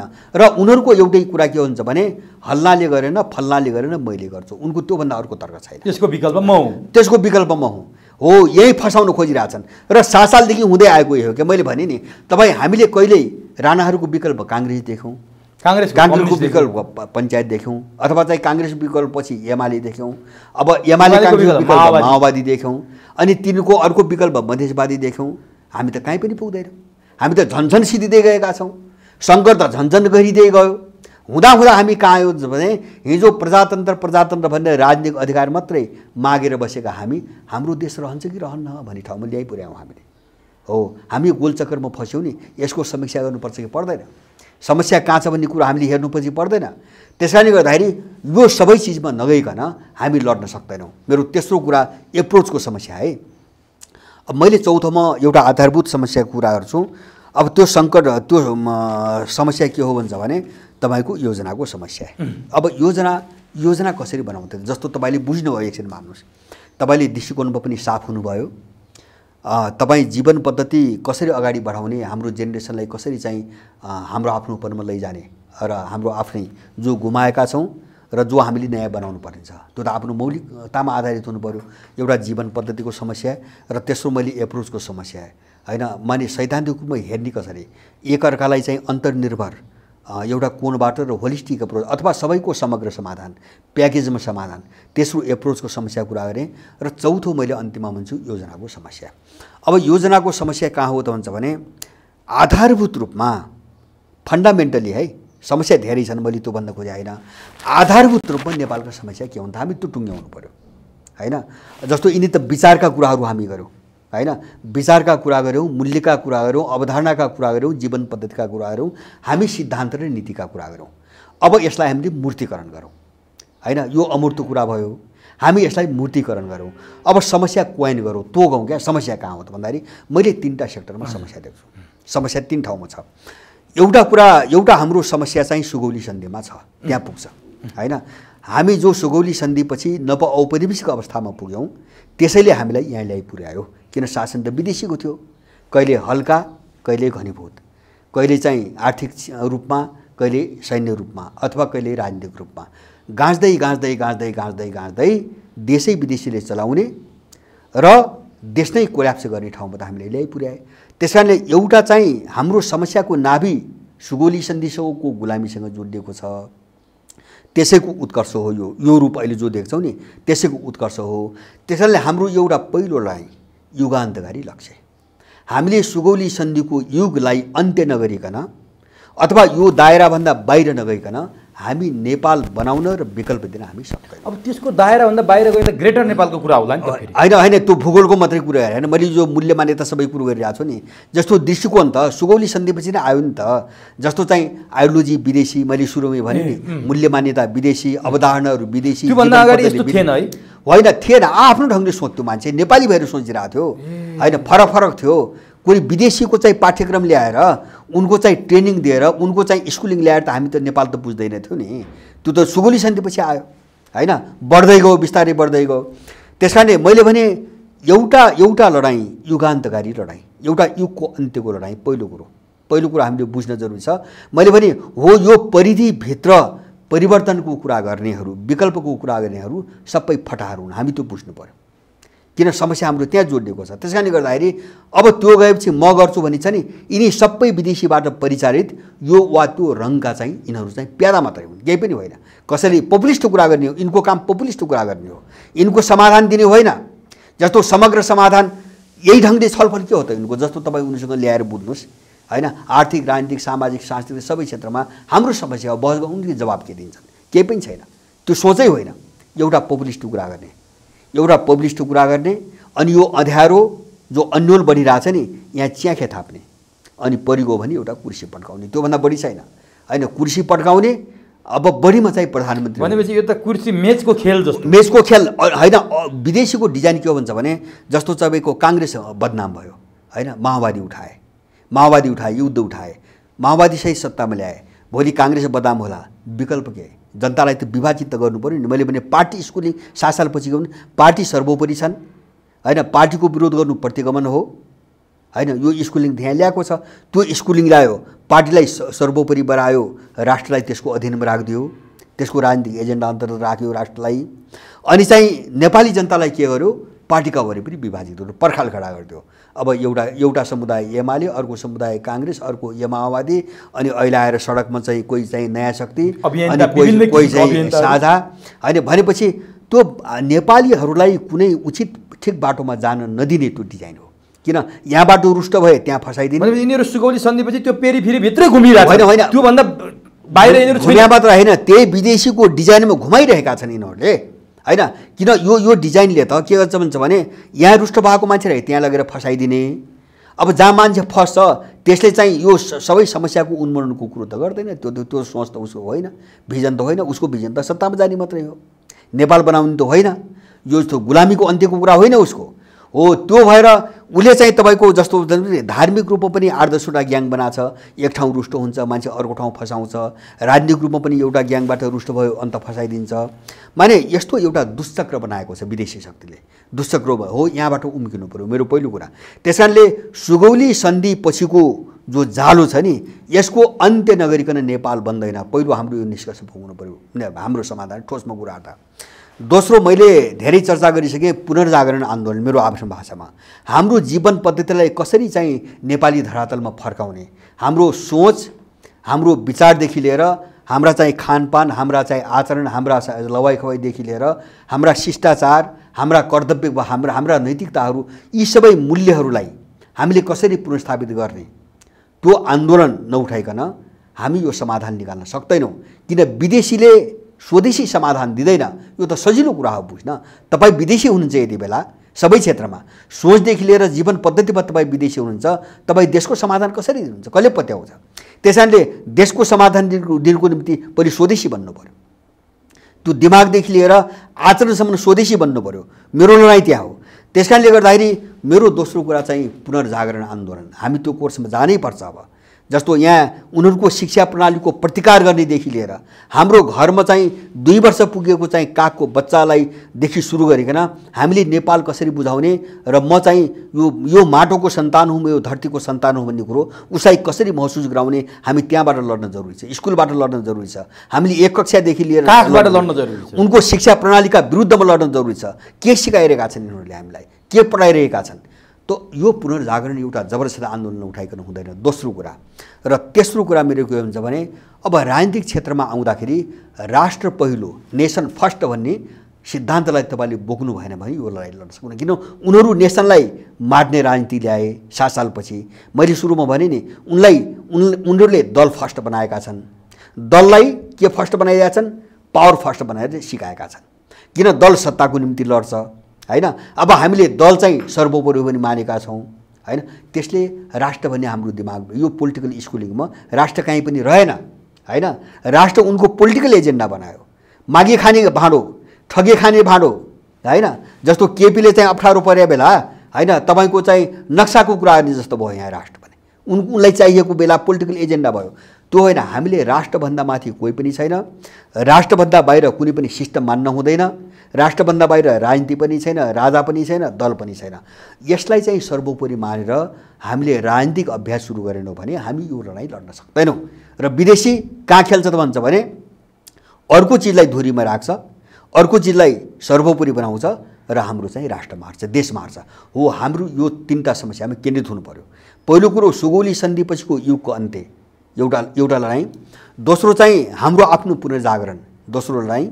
र तेस्रो चाहिँ राष्ट्र पहिलो हो भन्ने राजनीतिक लडाइँ। यो 3टा गर्न सकिएन भने चिजलाई चाहिँ मजबुतसँग समातेर हामीले प्लानिङ गर्न सकेनौँ भने हामी विकल्प दिन सक्दैनौँ। मेरो त्यो भएन भने नेपालै रहँदैन भन्ने तपाईँको होइन, होइन। काकतालीले अब अन्तर्राष्ट्रिय परिस्थितिको कारणले रहने यस्तै टङ्गिनी जीर्ण हुँदै जाने त आफ्नो ठाउँमा छ, रहला, होइन। तर हामीले नेपाल हाम्रो आफ्नो प्रयत्नबाट, हाम्रो आफ्नो कोसिसबाट नेपाल रहन्न। हाम्रो देश बनाउने कुरामा हाम्रो कुनै पनि भूमिका हुँदैन है। गाँठी समस्या यो हो, समाधानको उपाय यो हो, समाधान यो हो। अब यो तीनटा चिजलाई देखेर हामी अब कार्यक्रममा जाने हो। पाँचौँ चरण भनेको अब कार्यक्रम के बनायो? लडाइँ त्यहाँ हो, फिल्डमा भिड्ने। त्यो के बनाउने होइन, जस्तो चाहिँ तपाईँको सुगौली सन्धिको युगको अन्त्य, एउटा पुनर्जागरण आन्दोलन घर घरमा, स्कुलमा, होइन, व्यक्तिमा पुनर्जागरण आन्दोलन र त्यसमा राष्ट्र पहिलो भनी नेसन फर्स्ट भन्ने राजनीतिक चाहिँ तपाईँको सिद्धान्त, होइन, माने राज्य प्रणालीले निर्देशित गर्ने सिद्धान्त, यो चिजलाई मजबुतसँग समातेपन अब हामी प्रोग्राममा जान्छौँ। घरबाट जनता अब हामी कार्यक्रममा तयार हुनु पर्यो। हो, यो जस्तो अब राजनीतिक क्षेत्रमा हामी कहाँ लड्ने, मैले भने राजनीतिक क्षेत्रमा अब यो धेरै लामो हुन्छ, यो अर्को चरणमा फेरि यो क्षेत्रमा पस्यौँ। जस्तो मैले उदाहरण पनि भने, अब जस्तो राजनीतिकमा हामी कहाँ लड्नु पर्यो त भन्छ, जुन शासन प्रणालीमा मतदाताहरूलाई, होइन, आफ्नो विकल्प राख्ने अधिकार छैन, कसैले राखेका कुरा अस्वीकार गर्ने अधिकार छैन र आफूले चुनेका मान्छेहरूलाई फिर्ता बोलाउने अधिकार छैन, त्यसलाई हामीले किन प्रजातन्त्र मान्ने? हामी त्यहाँ जाउँ, अब लडाइँ त्यहाँ जाउँ, होइन। मैले अघि नै भने, जुन शासन प्रणालीले प्रतिस्पर्धाको कुरा मात्रै गर्छ, जसले निषेधको कुरा मात्रै गर्छ, जसले रचनाको कुरा गर्दैन, जसले सृजनाको कुरा गर्दैन, त्यस्तो विध्वंसकारी मोडालिटीलाई हामीले प्रजातन्त्र भन्ने किन पक्रिरहेका छौँ? हामी यहाँ बहसमा जाउँ, होइन। एउटा यो हुनसक्छ प्र्याक्टिकली जाँदाखेरि कुनै सैद्धान्तिक लडाइँ हुन्छन्, कुनै व्यावहारिक हुन्छन्। जस्तो व्यवहारमा कहाँ जाउँ, हामीले तिरेको कर कहाँ छ, होइन, हामीले कर के को निम्ति तिर्या हो? हामीले तिनलाई डकैती गर्नुको निम्ति कर तिरेको हो, आफ्ना सन्तान मारेर, होइन। साउदी अरबको चाहिँ मरुभूमिमा यहाँ मान्छेले चाहिँ तपाईँको ज्यान दिइरहेछ, अनि उसले चाहिँ तपाईँको छोराछोरीको निम्ति, सन्तानको निम्ति पैसा यसलाई कार किन्नको निम्ति हो, यसलाई भ्रष्टाचार गर्नुको निम्ति हो, यसलाई झुन्ड्याएर मार्नुपर्छ। हामी त्यो यिनलाई झुन्ड्याएरै मार्नुपर्छ, यो असुल गर्नुपर्छ।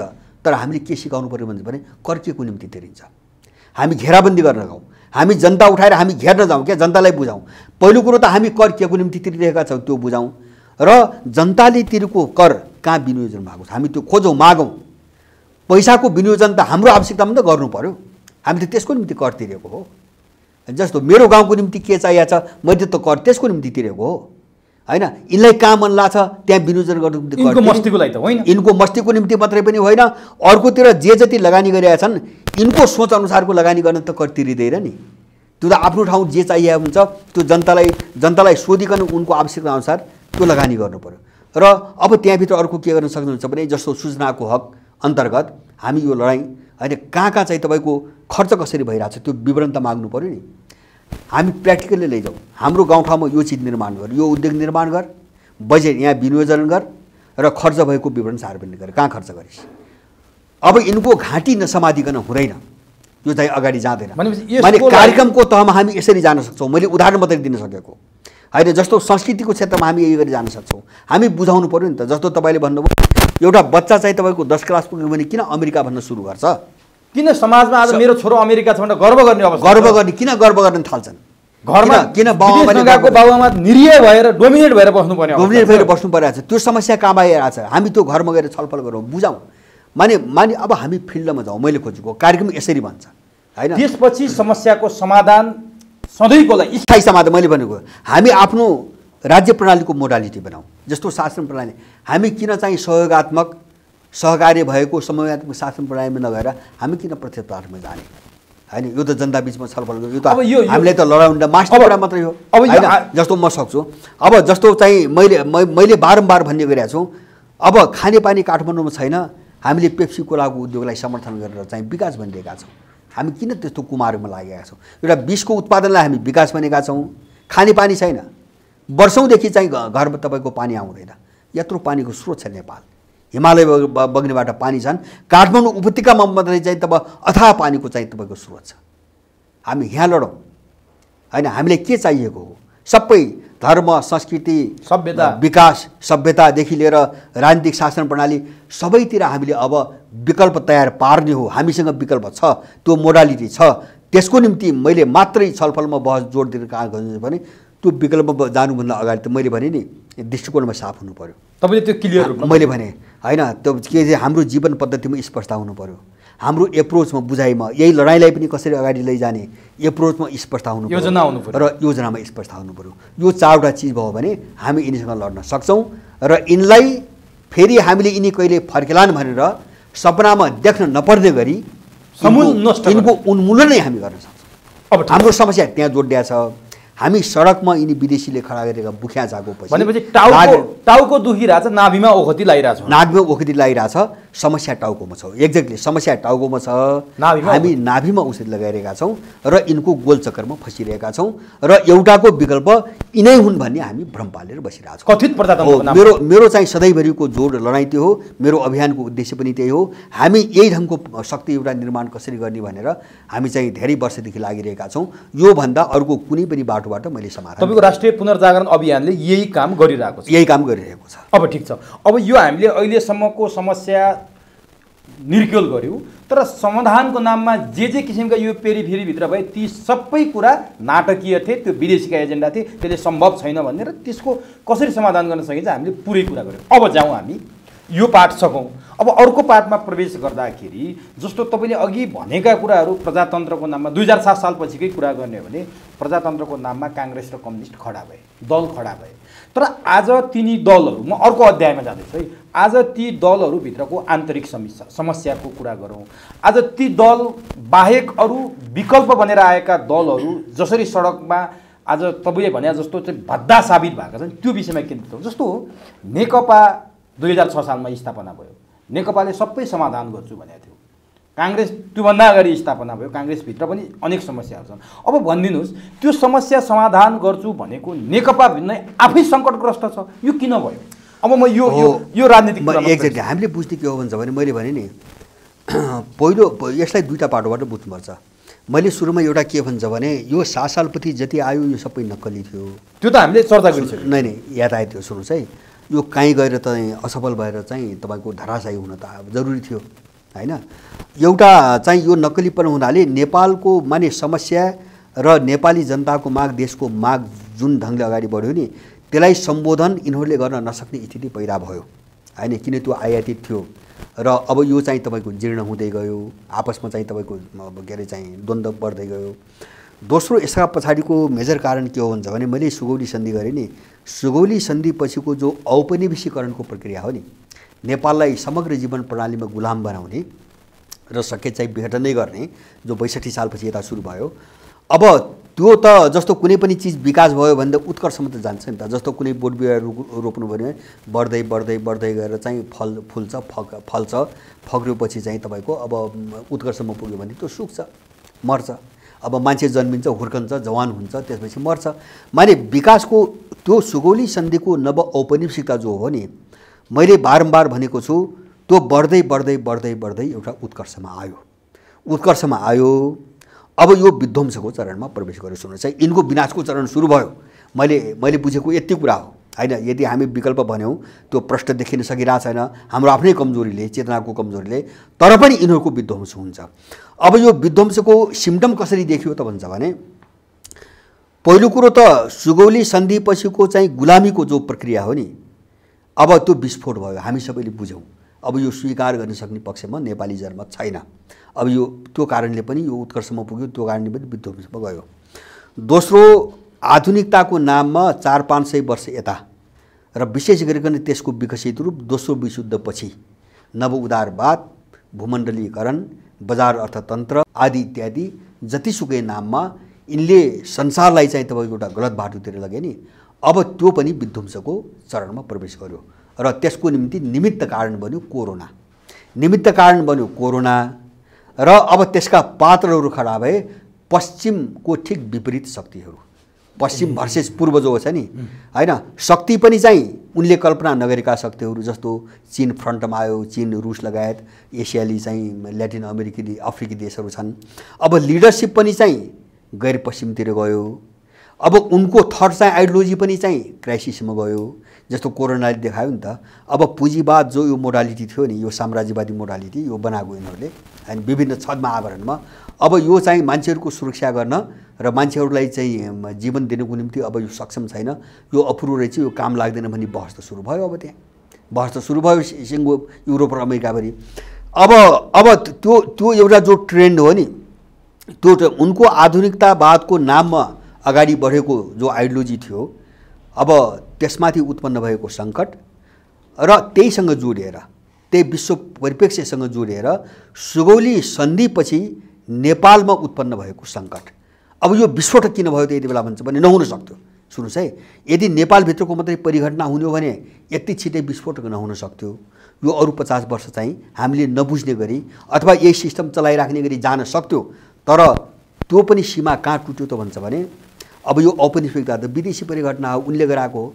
जब त्यो शक्ति नै एउटा क्राइसिसमा फस्यो अहिले, हैन, जब नेपालमा औपनिवेशिकता सुरु गर्ने शक्ति नै क्राइसिसमा फस्यो, उनको आइडियोलोजी फस्यो भने त त्यसले त चर्कायो नेपालमा, यसलाई तीव्र पार्यो। त्यसकारणले उनले जसरी आफ्नो सङ्कटबाट उम्रिने समाधान खोजिरहेछन् नि, आफ्नो समाधान, आन्तरिक समाधान, त्यसै गरी विश्वभरि हैन जहाँ जहाँ प्रभाव छ त्यहाँ पनि उनले त्यही ढङ्गले समाधान खोजेका छन्। त्यसकारणले यहाँ पनि उनको हस्तक्षेपको प्रक्रिया बढ्यो आफ्नो सुरक्षाको निम्ति, आफ्नो बचाउको निम्ति। जस्तो हामीले धेरै पटक बहस गऱ्यौँ नि, एमसिसीको बहस गऱ्यौँ नि, हो यिनको बचाउको एउटा चाहिँ तपाईँको हतियार हो त्यो। अनि त्यो गिर्दो साम्राज्य, गिर्दो आइडियोलोजी र गिर्दो सिस्टम र मूल्यलाई कसरी जोगाउने, हैन, किन अमेरिका आफू मात्रै जोगिएर त भएन, उसको प्रभाव त जोगाउनु पर्यो। यस्ता सबै चाहिँ कोसिस उनले पनि गरिरहेका छन्। र विश्व नै अहिलेसम्मको विश्व, यो 500 वर्षको विश्व विसर्जनको चरणमा प्रवेश गरेको छ र यो विसर्जन हुन्छ। त्यसैको प्रारूप नेकपा, त्यसैको रिफ्लेक्सन हो नेपालको सङ्कट त्यही हो। यो विद्रोहको जो अवस्था आइरहेछ नि, हामीमा जो छलफल बहस भइरहेछ नि, त्यही भएर मैले जसरी विश्वले सर्वथा नयाँ कोणबाट समाधान खोज्यो, आज यो मोडालिटी असफल भयो भनेर खोज्यो, जस्तो त्यसको विरुद्ध चाहिँ उठेका पात्रहरूलाई जो सपोर्ट गरेर चाहिँ एउटा ट्रेन अगाडि बढ्यो नि, नेपालको माग त्यही हो। हामीले यो चाहिँ राम्रोसँग बुझ्नुपर्छ। जसरी विश्वले नयाँ समाधान खोज्यो, अमेरिका र युरोप अबको समाधान होइन, विश्वको अबको नेतृत्व यिनीबाट हुँदैन भन्ने विश्वभरि जो जनमत गयो र यत्रो शक्ति लगाउँदै पनि रुस र चीनलाई त्यो रोक्न त सकेन। जस्तो अहिले पनि अस्ति भर्खरै तपाईँले तथ्याङ्क हेर्नुहोस्, अमेरिकाको चाहिँ आर्थिक कुल घरेलु उत्पादन चाहिँ के अरे -9 भन्दा तल झरिसक्यो। अब पहिलो यो त्रैमासिकमा -6 भन्दा माथि पुगेको चीनको यो विकास दोस्रो त्रैमासिकमा +3.2 मा आइपुग्यो भने टोटल दुवै जोड्दाखेरि ऊ त +9 मा गइसक्यो। त्यो सुरुदेखि गर्दाखेरि +9 मा चीन गयो, अमेरिका -9 मा छन्। यो चाहिँ रोकिने अवस्था छैन, रोकिन सम्भव छैन। त्यसकारणले चिज मैले सुरुमा भने युगान्तकारी परिवर्तनको माग हो, यो हामीले बुझौँ है राम्रो। मैले असामान्य परिस्थितिको जो कुरा गरेँ नि, युगान्तकारी परिवर्तनको माग हो, यथास्थितिमा टालटुलको माग होइन। हामी त्यहाँ जानु हुँदैन, हामी एउटा एजेन्डामा बग्नु हुँदैन। मैले भन्न खोजेको होला भ्रष्टाचार होला, सुशासन होला, करप्सन होला, लगानी होला, अब बजेटको कुरा होला, समस्या हजारौँ छन्। तर ती हजारौँ समस्यालाई एउटै चाहिँ सूत्रमा सम्बोधन गर्ने थट के हो, मेरो कुरो त्यहाँ छ। त्यो आइडियोलोजी के हो, हामी त्यहाँ गएनौँ भने हामी समग्र लडाइँ लड्न सक्दैनौँ। तपाईँको मोहन वैद्यदेखि लिएर धेरै मान्छेको तपाईँ हेर्नुहोस्, उनले एक चरण प्रयोग गरे, आफू चाहिँ उनको टाउकोमा टेक्यो भने सबैलाई सिद्ध्याइदिए र सबै त्यही मान्छेले त्यही असर परेको छ त्यहाँ। र अब जस्तो अब त पूर्व माओवादी फर्किने हालत त अब त छैन। नभएपछि मान्छे कहाँ गयो त्यहाँ हुन्छ भने प्रचण्डको पछि लाग्ने हो भने जिन्दगी सिद्धिन्छ भन्नेमा गयो, हैन। त्यस कारणले त्यो प्रचण्डको वरिपरिको सबैको मान्छेले भोलिको आफ्नो व्यक्तिगत सुरक्षा मात्रै खोजेको हो। त्यही भएर जस्तो स्थिर हुने त अरूको तुलनामा, प्रचण्डको तुलनामा माधव नेपाल र केपी ओली त स्थिर हुन्, प्रतिक्रियावादी दलाल भए पनि स्थिर हुन्। प्रचण्ड त अस्थिर पात्र हो, हैन। जस्तो प्रचण्ड बाबुरामले कतिखेर के गर्छन् त तपाईँ भन्नै सक्नुहुन्न। बाबुराम चाहिँ आज चाहिँ तपाईँको के अरे चाहिँ मार्क्सवादी छ, भोलि चाहिँ तपाईँको उपेन्द्रवादी भइजान्छ। काङ्ग्रेसको सहयोगमा चुनाव पनि लडेको यो काङ्ग्रेस होइजान्छ, भोलि चाहिँ राप्रपा होइजान्छ। किन यिनी प्यादाहरूलाई त कहाँ लगेर चाहिँ उभ्याइदिन्छन्, यिनी चाहिँ चेसका प्यादाहरूलाई त निश्चित हुँदैन नि। कमसेकम त्यस्तो खालको अस्थिरता त एमाले र केपी ओलीको त होइन। त्यस कारणले त्यो पङ्क्ति त्यो वरिपरि ध्रुवीकृत हुन खोजेको व्यक्तिगत सुरक्षाको निम्ति। दोस्रो चाहिँ प्रचण्डमाथिको अर्को सङ्कट के हुन्छ भने जो शक्तिले यिनीहरूलाई प्रयोग गर्यो, अब त्यो शक्तिले यिनीहरूको नामबाट उठेको ब्रान्डलाई पनि विसर्जन गर्न खोजिरहेका छन्। किन त्यो ब्रान्ड भनेको माओवादी हो, माओवादी र चाहिँ जनयुद्ध, माओवादी जो नाम छ, जनयुद्ध जो नाम छ, किन त्यो ब्रान्ड पनि भूतकै रूपमा पनि बिउतिन सक्छ। तर्साउँ जनता मान्छेलाई। जस्तो तपाईँको कतिपय लोगो ट्रेडमार्क कस्तो हुन्छ भन्छ भने त्यही समातेर चाहिँ एउटा शक्ति बिउतिन्छ क्या भोलि, होइन? किन एउटा लगाव त छैन त, लेगेसी त छ नि त, त्यो त एउटा इतिहास भयो नि त। यिनी पात्र जे भयो भने त्यो त एउटा इतिहास भयो। त्यसकै समूल नष्ट गर्न खोज्यो हो, त्यसलाई चाहिँ त्यो अवश्य जस्तै दरबार हत्याकाण्डपछि रातभरिमा त्रिभुवन सदन सिद्ध्याइदिए नि, होइन?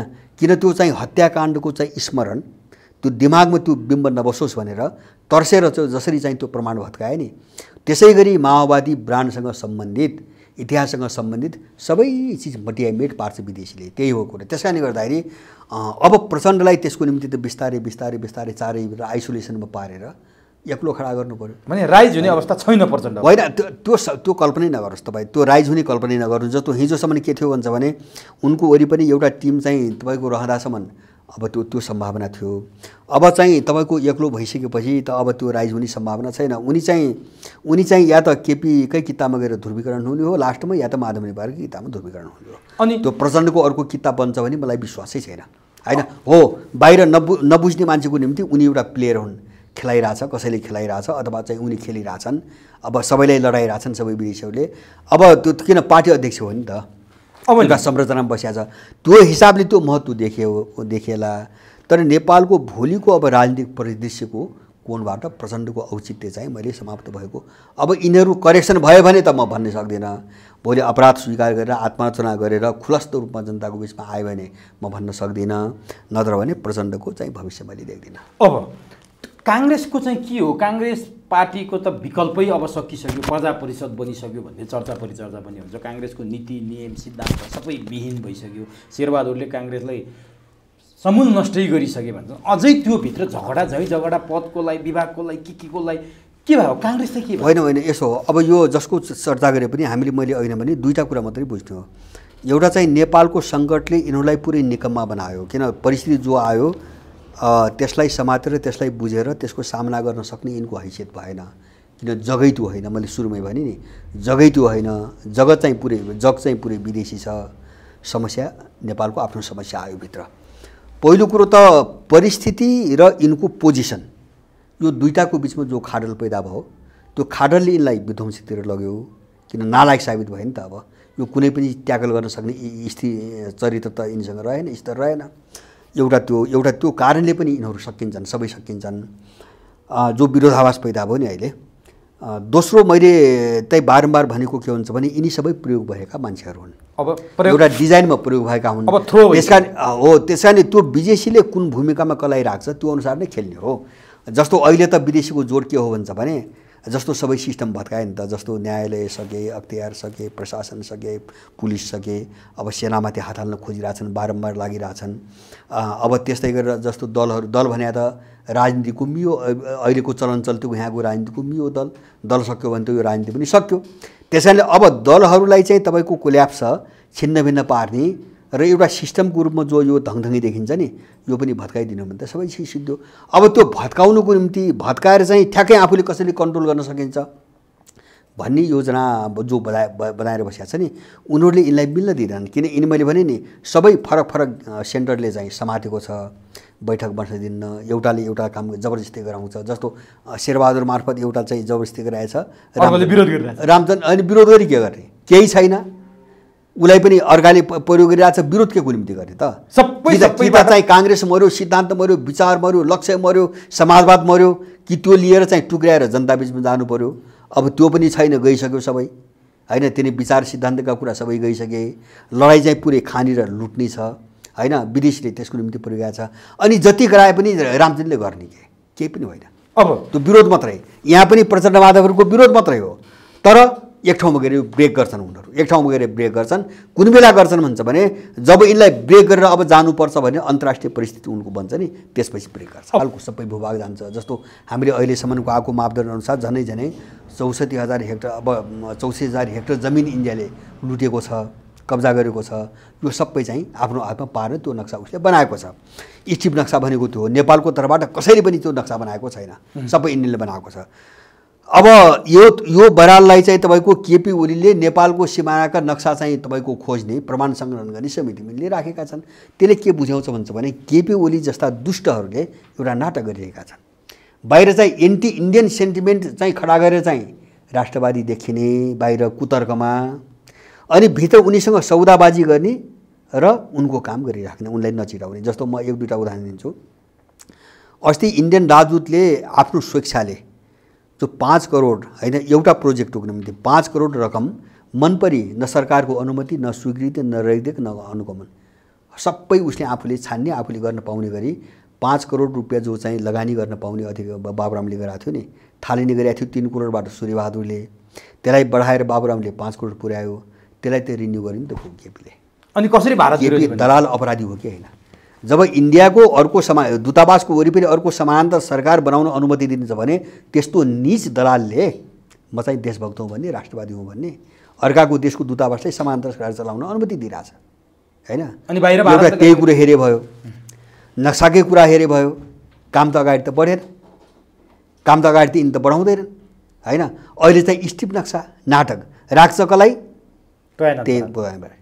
तैनात भएर जसले चाहिँ हस्ताक्षर गरेको छ उसलाई नेपालको सिमानाका नक्सा खोज्ने समितिमा राखेको छ भनेपछि उसले त सौदाबाजी गर्छ नि, हिजै गरेको छ, बिकिसकेको छ।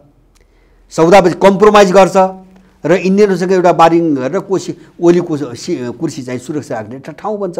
त्यो अपराधीहरूले यहाँ घुमाइरहेका छन्। मैले भनेको हो यसमा स्पष्ट हुने हो हाम्रो भूमि जहाँ जहाँ। हस्, समय दिनुभयो यसको लागि तपाईँलाई हार्दिक हजुर, यहाँलाई पनि धेरै धन्यवाद।